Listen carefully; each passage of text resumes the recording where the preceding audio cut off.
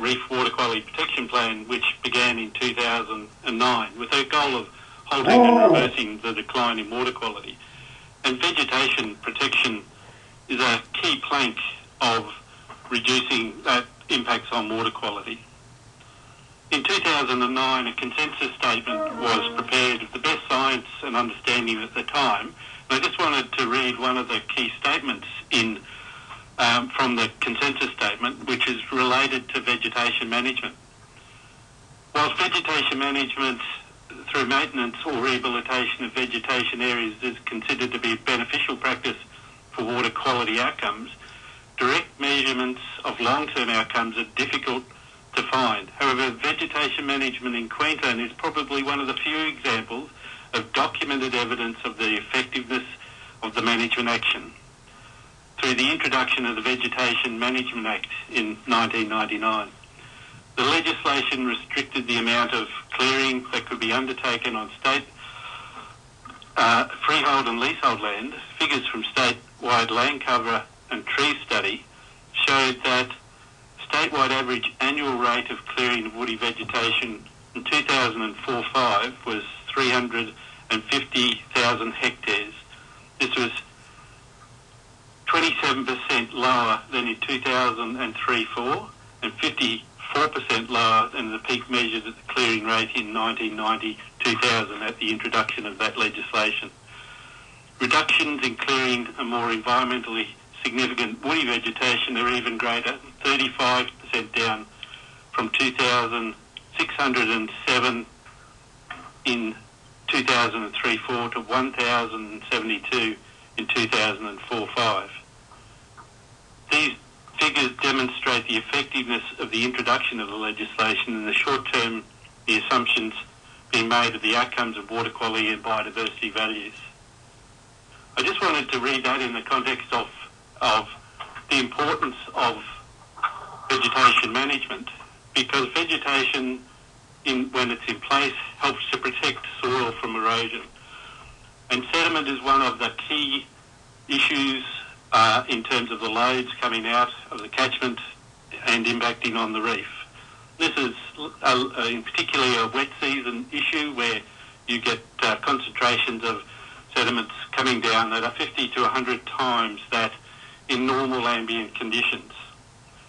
An excess sediment can affect a whole range of ecosystems in the Great Barrier Reef, corals and seagrasses in particular, through actions like burying and turbidity.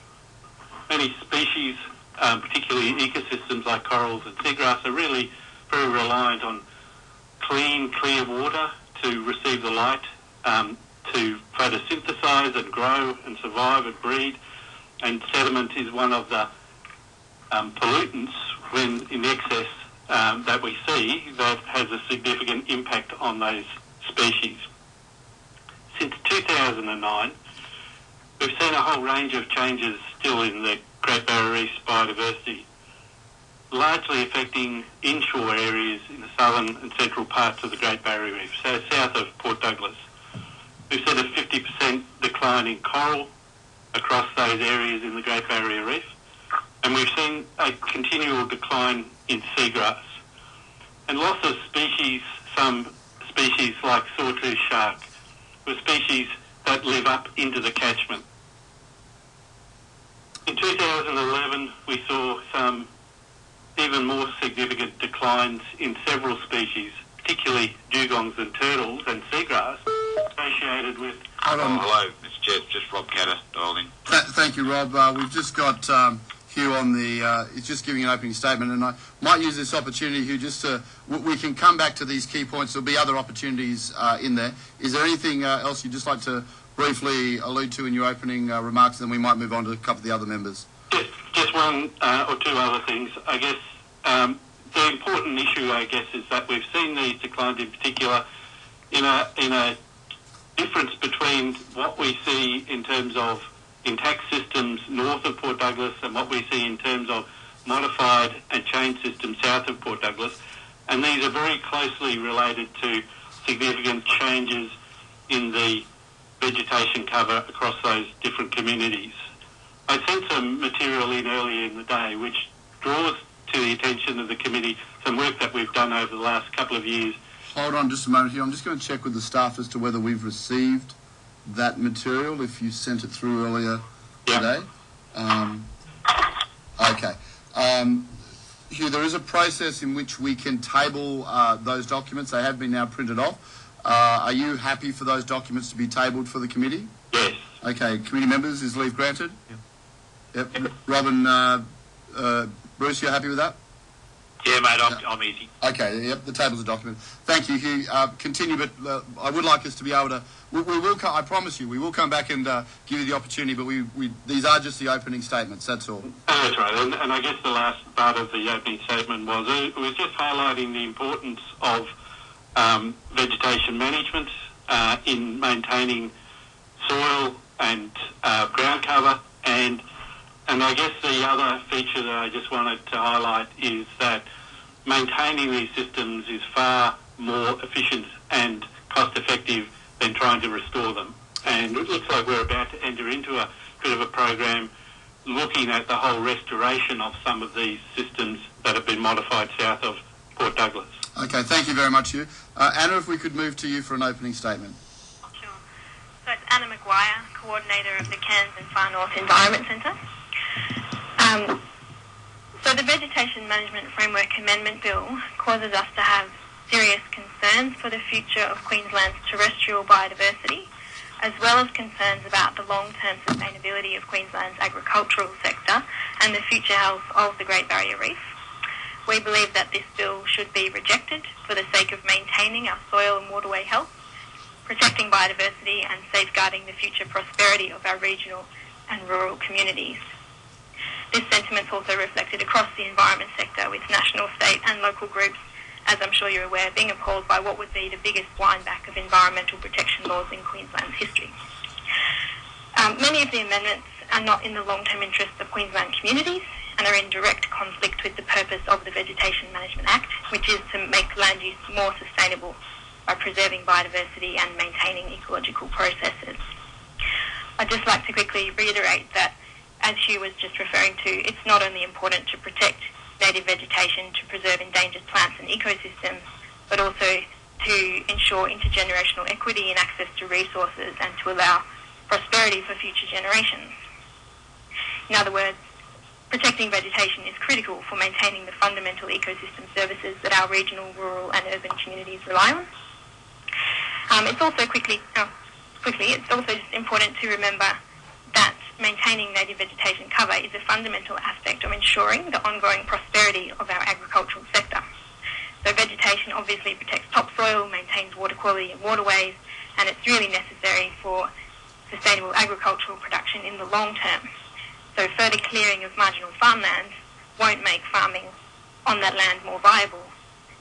Unfortunately, the outcome will be a degradation of that farmland as topsoil is lost, riverbanks erode and water quality decreases. So just to quickly summarise our major concerns, obviously we're concerned about the future of Queensland's biodiversity if the bill's passed. The amendment inserts an economic imperative that would take priority over ecological concerns in allowing for the clearing of endangered regional ecosystems. It would also lead to further fragmentation of an already fragmented landscape, resulting in species declines and loss of ecosystem function. We believe that the addition of the allows for sustainable land use to Section 3, Part 1, isn't in line with the purpose of the Act, and also that sustainable land use needs to be defined. So it needs to also be defined in a way that's in line with quadruple bottom line sustainability principles. Otherwise, that should be omitted because it's actually not in line with the purpose of the Act. And just finally, was that a question? Oh, no, continue. I was just going to encourage you to wrap up. Yeah, okay, I'm definitely wrapping up. So two more major concerns are just regarding the policing and enforcement of the Act. So the removal of the capacity for judicial review in Section 68CB and placing decision-making entirely in the hands of the Chief Executive, which we believe would be removing a fundamental democratic check. And finally, we're also concerned about the degradation of waterways, including wild rivers, that would follow from these amendments, and about the resulting impacts of the decrease in water quality on the Great Barrier Reef. Thank you. Thank you very much, Anna. Margaret, if I could now ask you to make an opening statement. It's Margaret Morehouse. I represent the Alliance to Save Hinchinbrook, or ASH. As a group, as individuals, we have a long history, going back to the 1980s, in understanding the impact of legislation, or the lack of it, on the natural world. ASH grew out of a campaign to protect the World Heritage listed Hinchinbrook Channel and Island region from inappropriate coastal development. I have a special interest in World Heritage and have sat on the Wet Tropics Management Authority Conservation Sector Liaison Group for about 14 years. Prior to moving to Queensland in 1984, I was actually a farmer in New South Wales. ASH rejects the entire package of the proposed amendments for the following reasons. There's no evidence presented for the claims made in support of them. In focusing on the desires of land users for greater convenience, profitability and so on, the view of the common good, including intergenerational equity, has been lost. There has been no public consultation appropriate to this bill, which affects the future of every Queensland child. The timeframes have prevented proper detailed analysis, including the relationship to other legislation and the consequences, the long-term consequences for Queensland biodiversity and agriculture. Mapping is virtually inaccessible, being limited to either lot number identification or large scale, for which we require GIS capability. And that's made it impossible for me in the time frame to present some facts on specific topics in our area of interest. The habitats of endangered species, such as the mahogany glider and the southern cassowary, both World Heritage values, and the continuing degradation of the Johnston River, which is just one of many rivers, whose clear banks are already feeding great red plumes into the Great Barrier Reef World Heritage Area. The stakeholder status has been limited to land user groups, denying public interest groups any input at that stage. The proposed compliance regime we think is just shameful.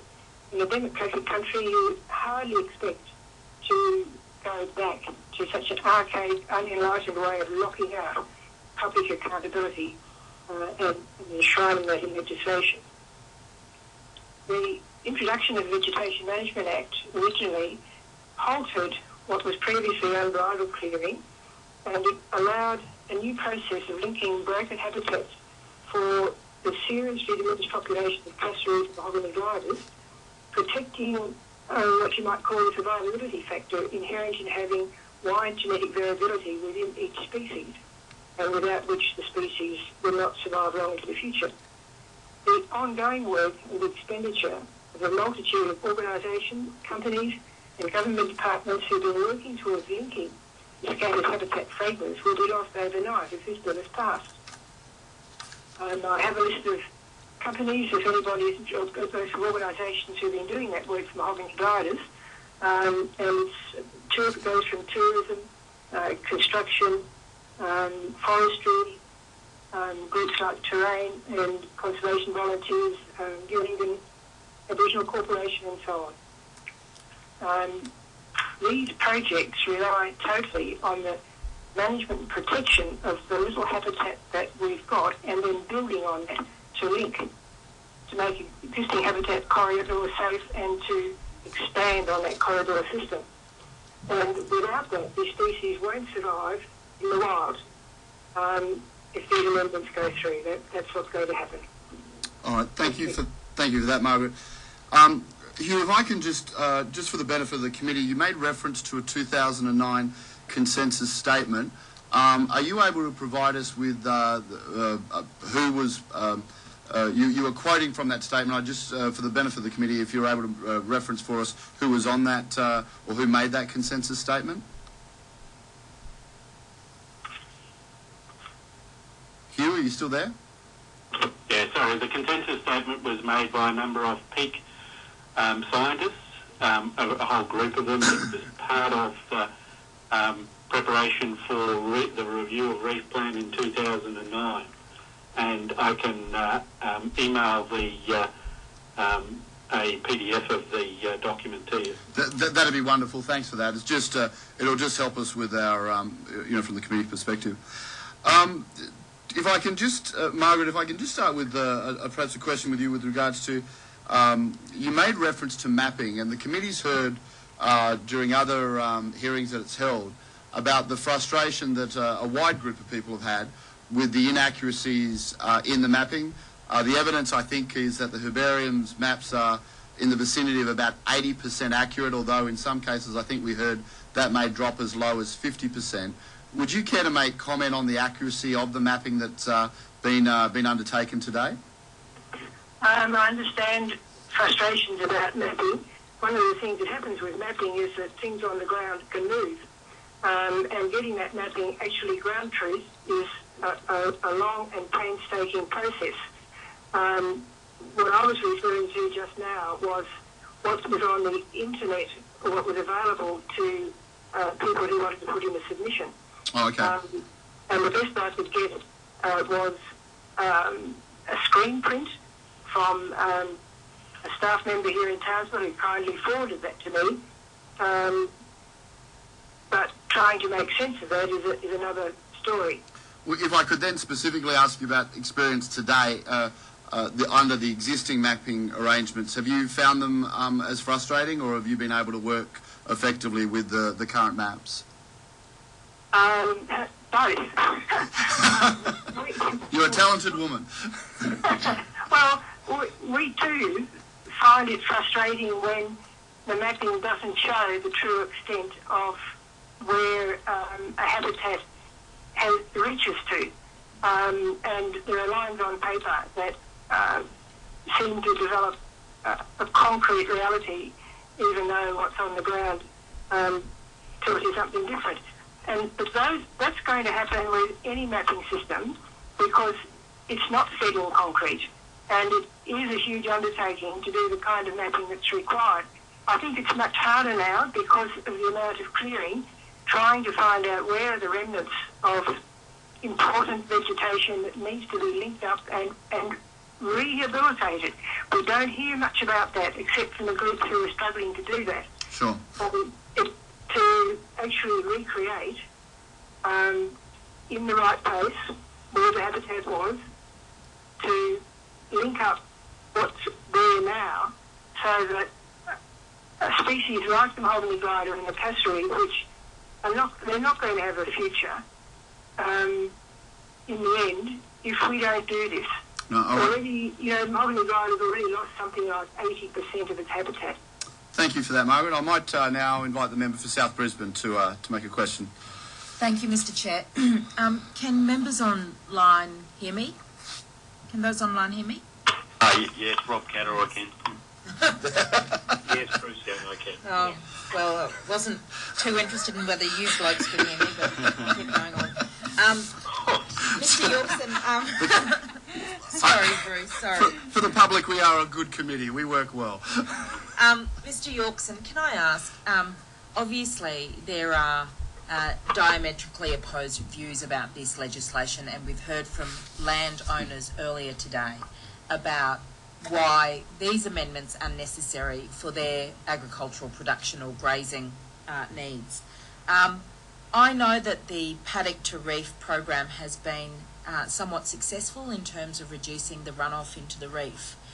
Is there anything that within this legislation that both landowners and environmentalists or environmental peak organisations can come together around this framework amendment bill to, I guess, mitigate the effects of the vegetation clearing?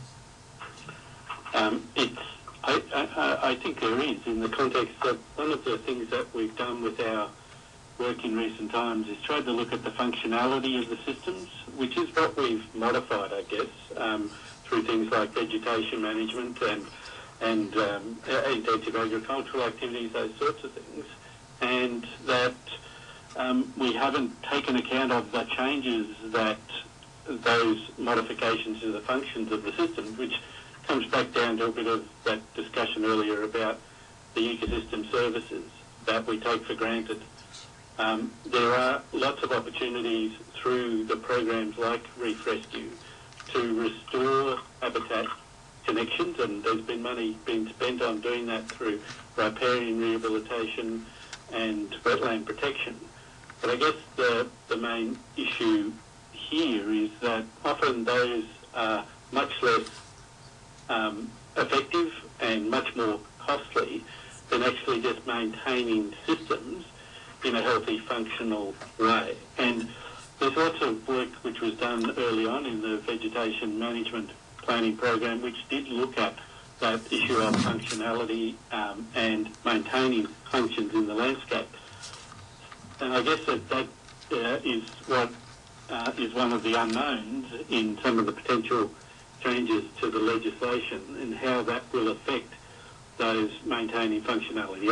And a good example is some of the issues raised earlier about ensuring that we maintain riparian areas that help to maintain healthy streambank systems, that help to ensure that that vegetation is left in place to minimise erosion. So there are a range of actions that people know and have been doing that will support both healthy, productive agricultural systems, but also maintaining the biodiversity of the environment in which those activities are taking place. Unfortunately, I think there are moves afoot to remove those provisions from the Water Act in terms of the riparian vegetation permits. So that, of course, would be of concern. I think I heard your submission to the AREC Parliamentary Committee, which I sit on. Yeah, and that's right. And those are key areas that will be important if the governments, in their commitment to maintain and help and reverse the decline in water quality, are actually going to be able to achieve that. Yep. I'm just, gentlemen, if I can, I'm just trying to seek. I don't have the notes here exactly with me, but I believe in the Minister's second reading speech he made some reference to that there would be continued protection around riparian areas, and I think we were talking 50 to 100 metres would be in place. And I seem to remember some submissions where cane growers were making some concerns about those remaining in place. Could I get your views as to whether that is sufficient, whether it's effective, or whether it needs to be changed? So, would you like me to start? Yeah, if you could, Hugh, that would be great. That's okay. I guess in my position, I've been involved with a whole range of the wetland and riparian discussions over the last few years, and in fact through the joint, again, Queensland and Australian Government Queensland Wetlands Program, a lot of work's been done on identifying and quantifying those buffers because they depend on the nature of the system and the nature of the environment that you're in. So the critical elements obviously are where you have steeper slopes, but there are differences, if you like, between the riparian areas in a rainforest system and riparian areas in a dryland system, such that that was the original thinking around the vegetation of the riparian limits that were placed in that they were looking specifically at those different ecosystems, and work's been done on being able to quantify the nature of those riparian areas and buffers. So there's some fairly good science around it, but it is different in different locations in different vegetation communities. So where this bill retains those buffers, you are of the view that that is an appropriate mechanism? I think it's a critical element for maintaining our healthy, or trying to maintain health in our river systems. Okay, thank you for that. Jackie? It's Jackie Trad here again. I might ask Kathnek, is that you, Annie? Sorry. Anna. Yep. Sorry, Anna. We heard earlier from landowners in relation to the self-assessable vegetation clearing codes. The bill enables the minister, provides the minister with the head of power essentially to make these codes. What are your perspectives, or what's your organisation's perspectives on that? Yeah, we have concerns about that, about any kind of self-policing of vegetation clearing, because then obviously the onus is on the landowner to report and to manage what they're And I'm doing. terribly sorry, I don't mean to be rude. Are you able to speak any louder? Oh, yeah, sure. It might be our phone line. Is that better? I brought our mic to it. Yes, that's sounding much better. Okay. Yeah, so we have concerns about that because that would mean self-policing on the part of landowners, whereas they may not be aware of, say, if there's an endangered plant or an endangered regional ecosystem on their land. We believe that there needs to be some kind of oversight of that process rather than leaving that up to landowners. Was that your question? Yeah. So we've also heard from landowners around the necessity really during times of drought, particularly for the ability to harvest for fodder, and that, you know, the obtaining of permits is a very long process that really does give them a level of frustration. Does anyone have any comments to make about that? About harvesting for fodder? Yes. Margaret Morehouse here. Margaret. Look, this has to be, you have to take a really long-range view on this. The climate is changing. The markets, a lot of things change. I was a farmer too, and from the outset I had a drought plan, and when the drought came, you know, I saw my cherished projects go one by one. But we got through it without doing any damage to the land that we had, because I always had that understanding that you can't just keep robbing the future to pay now, because you're not really sure what that robbing is doing. And in this case, we know the climate is changing and that some areas are going to continue to get drier. When people are farming marginal land, I know it's heartbreaking when you're faced with, look, maybe this isn't viable anymore, or maybe we need to do something different, but you can't go on carrying that many stock in the hopes that you can get them through the next year or two on harvested fodder. And when you say harvested, you really have to define that very, very carefully. I think the example, Margaret, was Mulga country out in the southwest. Yes, so whether it's harvesting or clearing was a bit of a moot point. And then it regrows and then it's regrowth. You know, this starts to get into a bit of a complicated matter of defining it and how it's going to be protected or not protected if it is allowed to regrow. I don't support this idea. Our group doesn't support the idea of either clearing more land because the property has become unviable, or of this so-called harvesting. Anyone else with any comments?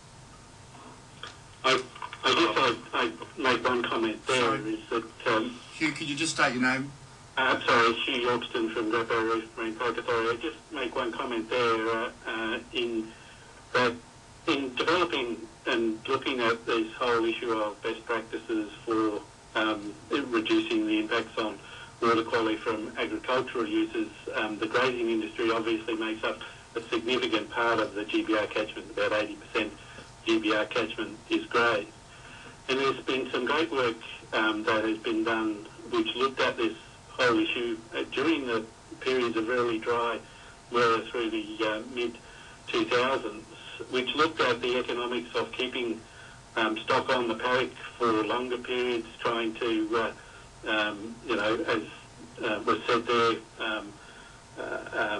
supplementary feed and other things, and the economics of it generally showed that it was a much smarter process to look at those weather patterns and trends early and move cattle on and put your money into safer ventures. And it's a part of the good management of the land. What we saw in the early 2000s was quite distinct differences between good management practices and poor management practices in these dry country areas during dry conditions. So it really is about the management of them, and bad management leads to further degradation of the system rather than good economic outcomes. Thanks. Anna, would you care to make a comment? Anna Maguire, Catholic. I guess my point would be that landholders, the agricultural sector or industry or whoever it is you're talking about, will always push for less regulation. They'll always push for shorter timeframes on approvals being issued. But often those processes exist for a reason, and we need to take a bigger picture approach to it, look at the bigger perspective and think about why those approval processes are there, and in the long run, what are the outcomes that we want to see and what's best for the community as a whole. Thanks, Anna. I might just ask either Bruce or Rob, have you got any questions? It's Bruce Young, member for Keppel. Just a quick statement here is that I have done mulga, and I also own a rainforest property. One of the things that you need to be mindful of is that the property owners can, and this is for Margaret and her comments, that the people who own the land generally, they care about not only their livestock but also the welfare of their property. But one of the things that does happen is you can get caught in a drought. It doesn't matter where you are. It doesn't matter whether it's the wet tropics. I have, as I said, a rainforest property, and people can get caught out. So you want to keep your livestock alive. So you'll use what means you can. Thanks for that, Bruce. Rob, any questions from you at all? No, thanks. Okay. I'll go to Member for Burleigh. Michael, we'll just move the teleconference unit closer to him. Good afternoon, folks. Can you hear me? Yeah. Yeah, I just want to expand on what the member for South Brisbane's question was before about self-assessable codes. We've heard from many of the farmers that have been in and given us evidence that the 2009 Vegetation Management Act, for the want of a better word, tied their hands behind their backs. They're telling us that they were very limited in the amount of clearing that they could do for things like clearing their fence lines, or we've already discussed fodder harvesting, but say clearing a bit of land to dig a trench to put a irrigation pipe in to improve their land. You seem to be opposed completely to self-assessable codes, if I've read you right. Is there anything that would be acceptable to you as far as self-assessable codes and farmers making their own decisions about what they can and can't do with their own land? They tell us that they love their land and they want it to nurture it and grow it. So is there anything that they could do self-assessable from your point of view? Hello, it's Margaret Morehouse here. Look, I think the problem with the whole code thing is that there's no detail. And codes like that have to be very carefully spelled out in great detail so that everybody's very clear about where the limits to the self-assessment are. Thank you, Margaret. Hugh or Anna, would you care to make a comment? I'm happy to make comment there. Hugh Yorkston, Barrow Both Authority.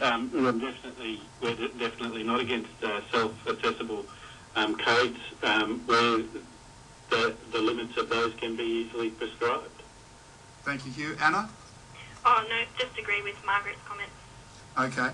Hugh, if I could pick up on that, we, with the earlier session today, we put forward a statement, I guess, and asked people's views on it, in that in light of what's occurred under, to date with the Vegetation Management Act and the way in which that has educated and brought about changes with people's land use, do you feel that a self-assessment code now is achievable because people are better educated and would be able to act more appropriately?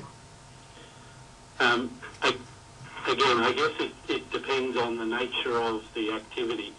And when I said that there are a number of activities which are easily, I think, definable and self-assessable, one of those is clearly fence lines and fire breaks, and the size that they can be, and those sort of things are fairly easily described. I think one of the challenges comes into the context when you start thinking about broad-scale clearing, and I wouldn't call those broad-scale clearing activities. I call them operational, farm-based activities.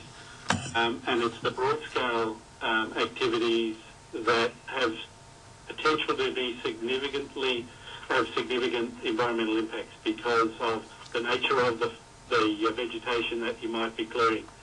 I'll give you an example of that in that I was involved with some of the vegetation planning in the Ironsley uplands and some of the clearing in particular country like Blackwood country, which sits on particular soils which can be very erodible, can lead to, being in that country, can lead to very significant erosion, gullying problems. And those are what the research, the work and research over the last 5 to 10 years have shown, the significant sources of sediment flowing into our river systems, disrupting the biological and the ecological processes and ending up causing problems in the downstream end of the Great Barrier Reef. So there are a range of actions that can be easily self-assessable.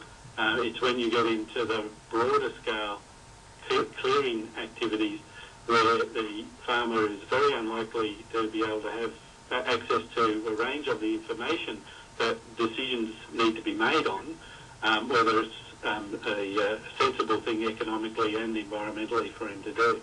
All right, thank you for that. Could I just say something there? It's Margaret Morehouse. Of course, it's not that this clearing for fence lines and so-called minor things, whether it's not that it's illegal, it's that you need to get a permit. And there's nothing wrong with that fundamentally. It might be a nuisance. It's a nuisance when we have to go and get a driving licence, but we have to do it, and there's a good reason for it. Even that so-called minor clearing along fence lines and so on. But I was on very steep country, and a bit of carelessness could result in a landslip, erosion, and so on. And fence lines go up and down the slopes. They're not on the flat, just. And so it's the simple view of a fence line being cleared for convenience or for fire protection is not the whole story. Fence lines can be very complicated and they go over the landscape. So, that's why we have such reservations about self-assessment codes. If they can't be simply understood, then that part of it has to be by permitting. Okay, thank you for that, Margaret. Jackie, did you wish to ask another question? Yes, I will. Anna, you said that this bill represented the most significant wind-back in environmental law in Queensland's history. Have I captured that correctly? Yes. Sorry, sorry, the chair said that you put it in writing. Margaret, do you agree with that assessment? Could you say that again? I'm sorry, I missed the beginning of it. Margaret, I think Anna said at the beginning that this bill represented the most significant wind-back in environmental law in Queensland's history. Is that a statement that you would agree with? Absolutely, yes. But before the Veg Management Act came in, the clearing that was going on up here in the north and the far north was horrendous. The way that the habitats for creatures which are values of the World Heritage Area, the Wet Tropics World Heritage Area, and which impacted on the water quality on the Great Barrier Reef, which is affecting the seagrass and which is the bottom of the health, the basis of the health for dugongs and turtles and everything else in the Great Barrier Reef Lagoon. That was just going ahead by leaps and bounds. Bringing that Vegetation Management Act in caused a really big halt to that indiscriminate sort of clearing. And what we see is that bringing in this bill takes us back virtually to that time. There might still be an act, and the purpose of the act is set out clearly, but the provisions that are wanted to come in under this bill actually contradict the purposes of this act and take us back to the pre-act times. Right, thanks for that, Margaret. I've got a question from the member for Pine Rivers. Just bear with us as we move the phone unit across. Thanks, Mr. Chair. Just a question to Margaret. You mentioned right up front that essentially your position on this is that you reject the whole package. I just want to know, in your reading of this bill, Is there any way that you could see that this legislation could provide for both increased opportunities for landholders whilst still maintaining environmental preservation? Is it possible that the two can coexist through this legislation?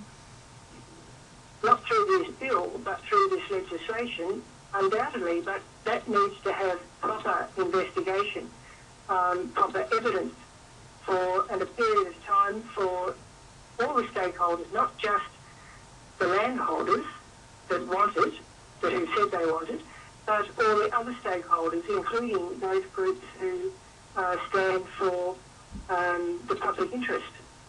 Okay. That's the problem with this bill, that it hasn't been presented with that sort of evidence. I've actually read all the submissions, and I have to say I was surprised that some of those landholder submissions that came in on those pro formas represented some pretty archaic ideas about the natural environment. And I guess this is a matter of education of the Queensland population as a whole. Something is missing here about the place of the natural environment and what they now call ecosystem services. The loss of tree cover throughout Australia, which is about 90%. Margaret, I might just pull you up there because we are just running short on time. Yeah. So, but thank you for that. Can I thank everybody for their involvement in the hearings today? As always, this committee benefits from engaging and listening to the public, and we thank you all for your involvements. The time allocated for this session has now expired, and I thank everyone for their involvement. The committee, unless there are compelling reasons not to, I move that pursuant to Section 50, subsection 2A of the Parliament of Queensland Act 2001, the committee authorises the publication of the evidence given here before it this day. All in favour? Aye. Carried. I now declare this hearing closed, and I thank you all for your involvement. Hugh, Anna and Margaret, again, I appreciate that you could have been doing other things today, and the fact that you gave it your time for our committee's hearings is genuinely appreciated. Thank you. Thank you. Thank you. Thank you. On time. Just the way I like to run.